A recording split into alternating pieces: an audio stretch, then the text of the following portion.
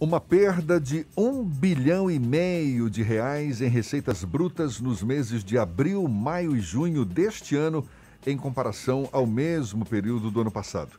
O levantamento é da Secretaria da Fazenda do Estado e considera tudo o que foi arrecadado com impostos, taxas e transferências da União para a Bahia. Sobre o assunto, a gente conversa agora com o secretário estadual da Fazenda, Manuel Vitório, mais uma vez nosso convidado aqui no Issa Bahia. Seja bem-vindo, secretário. Bom dia. Bom dia, Jefferson. Bom dia, Fernando. Bom dia, ouvintes da tarde. Secretário, como é que o senhor avalia o impacto dessa perda de receitas na gestão do Estado? É um problema que tende a se agravar? Olha, é difícil dizer, né? Com certeza, até o final do ano, nós vamos enfrentar um desafio muito grande, né? Num primeiro momento, Jefferson, os agentes econômicos, né, a população de maneira geral, inclusive as empresas também, seguraram o consumo, né? Então, a queda dos nossos índices, a queda da receita foi muito grande. Depois você começa a ver um movimento de tentativa de normalidade, né? Alguns setores, como é o caso de supermercados, tiveram até um crescimento de vendas, tá? Mas esse crescimento, ele não é suficiente para compensar o fechamento de segmentos inteiros, né? Ou seja, o aumento, por exemplo, eventualmente que você teve nas vendas de supermercados, não compensaram o fechamento dos shopping centers, enfim. Então, você tem uma tendência de recuperação, né, da arrecadação para o patamar de 2019. Isso ainda não aconteceu, né, mas não temos ainda a perspectiva de que patamar de arrecadação ficará. Já é uma notícia muito ruim, porque a perda que ocorreu, ela ocorreu. Então, essa tentativa, né, esse crescimento que está havendo, né, ou melhor, essa desaceleração das perdas que está acontecendo, ela não compensa a perda que aconteceu, que já está ocorrida, né, de 1,5 bilhão. Então, e outra, toda vez que nós falamos de perda, nós temos que levar em consideração que a comparação é 2019. E o custeio da máquina pública, né, os investimentos continuam e são corrigidos. Pois é, esse é o grande problema, não é? Ou seja, existe uma queda na arrecadação e a projeção de despesas continua, suponho eu, em alta, não é? Como equilibrar as contas, secretário? Olha, o que nós fizemos logo de início, né, nós construímos 2 pilares. Nós redirecionamos o foco da fiscalização no sentido de atuar mais fortemente naqueles segmentos que estão funcionando ou até eventualmente cresceram com as vendas. Então, nós direcionamos esse foco para não perder a arrecadação, combater o crime contra a ordem tributária, evitar a sonegação, e tem dado certo, né?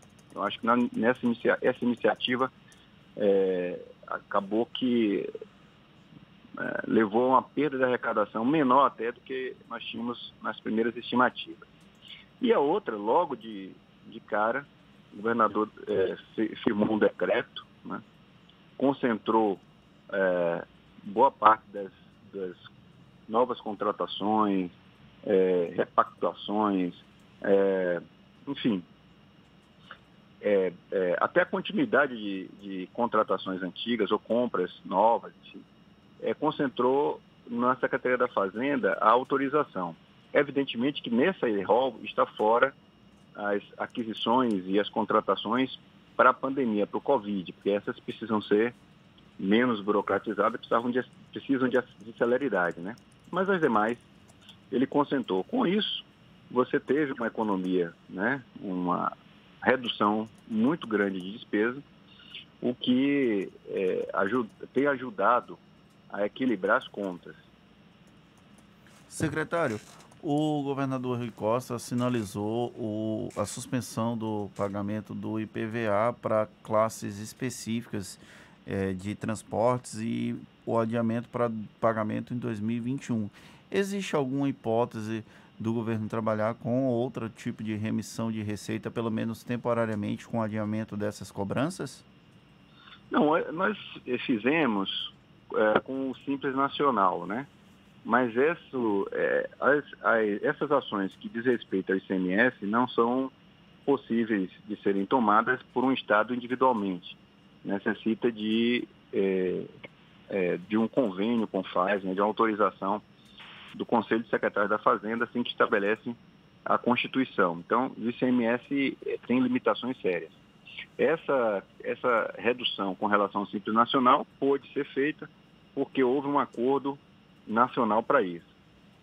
Com relação ao IPVA, o governador fez esse adiamento aí para o pessoal de transporte escolar, porque eles realmente pararam as atividades, né, não estão conseguindo arrecadar nada. Outros segmentos, como é o caso, o pessoal veio me perguntar com relação a Uber, né? O problema é que você não tem um cadastro. No transporte escolar, você tem um cadastro, nós pegamos as informações no Detran, né? Esses automóveis, eles são cadastrados, e aí é mais fácil para você gerar algum tipo de benefício, uma postergação, né? Outros segmentos nós temos dificuldades por não ter cadastrado e poder distinguir. Outra demanda que a gente tem ouvido com bastante frequência, principalmente do empresariado, é uma crítica em relação ao não diálogo tanto do município aqui de Salvador quanto do governo do estado com relação a medidas econômicas para tentar reduzir os impactos do novo coronavírus, já que alguns setores estão bastante prejudicados. O senhor acredita que haja uma falta de diálogo ou há uma dificuldade do próprio governo, já que as amarras legais impedem um maior número de concessões? Olha, eu mesmo tenho recebido e tenho conversado com representantes de diversos segmentos, né?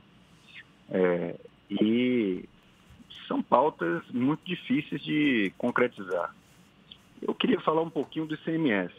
Qual o problema do ICMS? O ICMS é um imposto que é recolhido pelo contribuinte, né, no caso, ou o lojista, ou o supermercado, mas que quem paga efetivamente é o consumidor. Abrir mão do ICMS é uma coisa bastante complicada, porque aquele imposto ele foi recolhido, tá? E ele foi recolhido em nome do Estado. Então,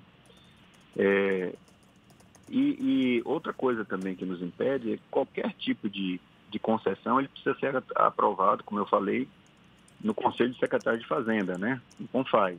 Então, pela unanimidade dos estados. Não é uma coisa simples. A outra demanda que chegou até mim, eu conversando com os segmentos, se falava em uma linha de crédito de 10 bilhões de reais e tal, coisa que o Desembaía não tem condição financeira, né? Falava-se isso com relação ao Desembaía. O Desembaía não tem condição financeira de fazer, né? Então, há uma limitação e as pessoas às vezes não percebem com relação à atuação do Estado e eu acredito e também do município como ente federativo. Nós vivemos e dependemos da nossa arrecadação de impostos, das transferências, principalmente as constitucionais, tá? Abrir mão disso, né, e abrir mão, por exemplo, de um imposto que o cidadão baiano, né, pagou, arrecadou, significa poder correr o risco de não atender essa população, né? E nós temos conseguido fazer esse atendimento, para vocês terem uma ideia, só com o coronavírus, né, de extra, foram gastos até agora 812 milhões de reais. 812 milhões de reais. Do Tesouro, diretamente do Tesouro Estadual, nós gastamos 482 milhões de reais. Então, assim, não dá para imaginar abrir mão desse tributo que é da população, né, que foi paga pela população baiana, e depois não conseguir dar uma assistência a essa população. Secretário, nessa busca por novas receitas, levando em conta a baixa arrecadação aí provocada pela crise gerada pela pandemia, quais novas possibilidades o governo do estado considera como viáveis neste momento? Possibilidades que são colocadas na mesa de discussão. Pensa-se, por exemplo, em privatização de empresas mantidas pelo governo do Estado?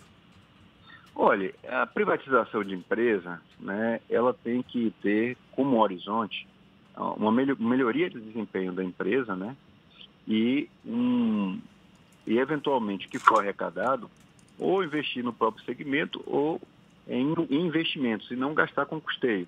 Senão você fica gerando uma bola de neve. Então, não é a solução. A solução realmente é apertar o cinto, né, e fazer mais restrições de gastos, priorizar os gastos, né? Quem não pode ficar sem atendimento é a saúde, é o sistema de assistência social e é a segurança pública, né? Esses aí têm prioridade nesse momento. Claro que a educação também vai junto, até porque, não sei se estão vendo, mas a própria Secretaria de Educação tem distribuído cestas básicas para os alunos, enfim. Então, esses segmentos, eles precisam ser prioritários, né? Quem é que fica sacrificado nessa conta? As áreas fins têm que dar uma parcela enorme. Expectativas, às vezes, de reajustes salariais e tal, eles têm que ser completamente postergados, né? E a redução de custeio. Há uma outra situação que tem nos levado a um certo equilíbrio, a não cair tanta receita, né? Até uma perspectiva de retorno. Esse mês, inclusive, a gente tem uma perda menor, uma expectativa de perda menor em relação a 19, continua sendo complicado, mas já é uma melhor, é a concentração das atividades de fiscalização. Tá? Então, custeio tem que ser pago com custeio. Se você começar a pagar custeio queimando patrimônio do Estado, você vai ter um processo de endividamento, né, e uma falsa sensação de melhoria, mas no futuro você vai ter um problema de contas públicas que gestor nenhum consegue segurar. Então, nós estamos tendo sucesso nessas duas iniciativas, tanto na redução das despesas, como no foco da arrecadação para tentar diminuir essas perdas. E também, Jefferson, é bom se dizer isso, quando nós começamos a ver no final do ano passado, né, e começo desse ano, os efeitos da pandemia em outros países, começou na China, foi se espalhando, nós começamos a nos ajustar. Isso foi muito importante.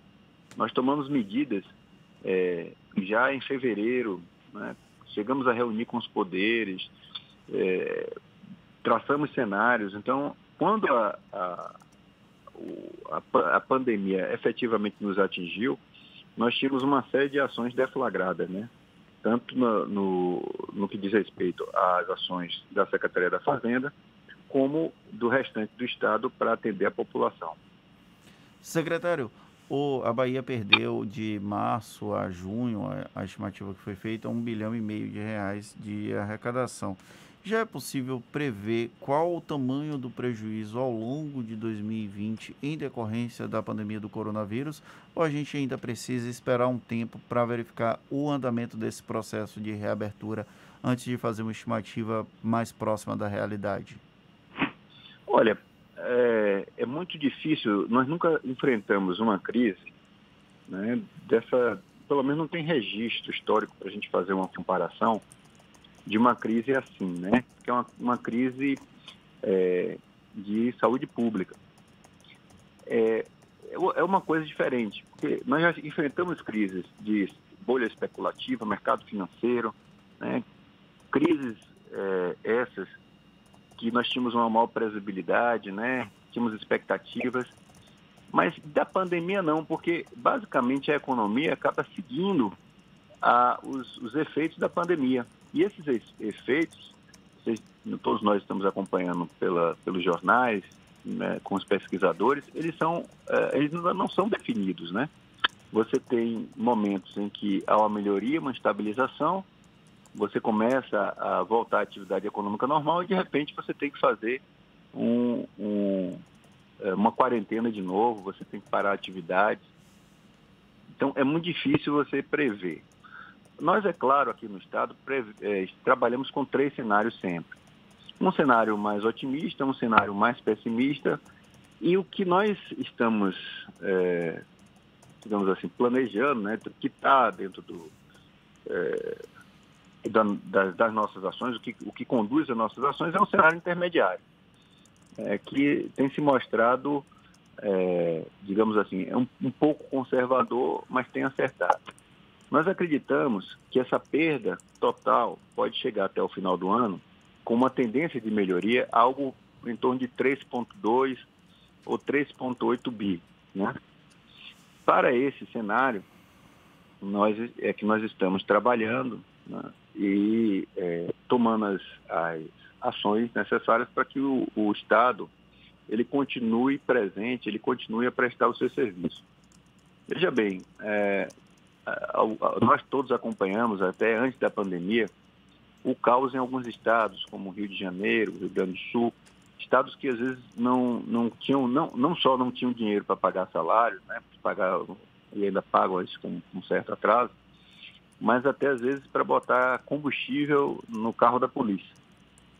Então, isso é muito grave, né, porque você começa a fazer uma ausência da presença do Estado na vida cotidiana de boa parte da população, né, o que gera uma pressão social e um estado de insegurança muito grande.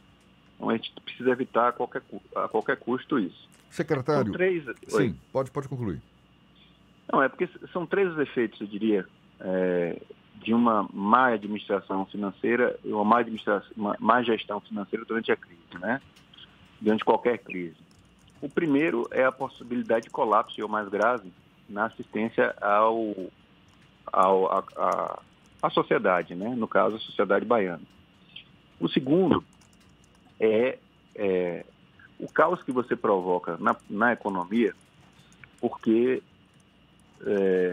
você, com a retirada, para vocês terem uma ideia, antes dessas crises todas, não estou nem falando da pandemia, o gasto total do Estado entre investimento e despesas correntes girava em torno aí de 16% do PIB. Foi aumentando progressivamente para 18% e eu acho que hoje ele é mais do que isso. Claro que a relação de despesa não é direta, mas influencia muito. Então, você imagine um agente econômico desse parando, atrasando salário, atrasando fornecedor, atrasando todo mundo, o caos que ele não gera no ambiente econômico como um todo no estado da Bahia, que geraria, né? Secretário, para a gente encerrar... Pois não. Para a gente encerrar, o Fundo de Participação dos Estados também sofreu impactos agora por conta dessa pandemia, que na Bahia certamente não é diferente. E no caso da Bahia, por mais que o governo do Estado e o governo federal estejam em lados opostos, politicamente falando, tem havido uma interlocução da Bahia com a União no sentido de assegurar a manutenção do fluxo desse fundo e tem havido um clima receptivo para esse diálogo? Olha, as transferências constitucionais, o FPE é uma transferência que é oriunda da legislação. Então, independente de corrente política, ele tem que cumprir, ele tem que mandar. As transferências voluntárias, essa Bahia tem tido dificuldade desde o governo Temer. A gente não recebe muito pouco, né? Nós temos dificuldade. Nessas voluntárias, que são voluntárias, mas muitas delas, como a gente tem reivindicado aqui no estado da Bahia, são compromissos assumidos, né, inclusive contratualmente, da União com o Estado. E nisso aí nós estamos com 500 milhões aí em entrada.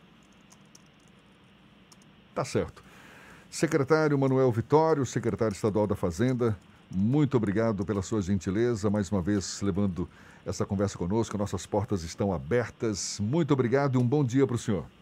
Bom dia, é um prazer estar com vocês aqui. Agradeço a oportunidade. Um abraço a todos e mantenham-se seguros e salvos aí. E essa conversa também vai estar disponível logo mais nos nossos canais no YouTube, Spotify, iTunes e Deezer, 8h47 na Tarde FM.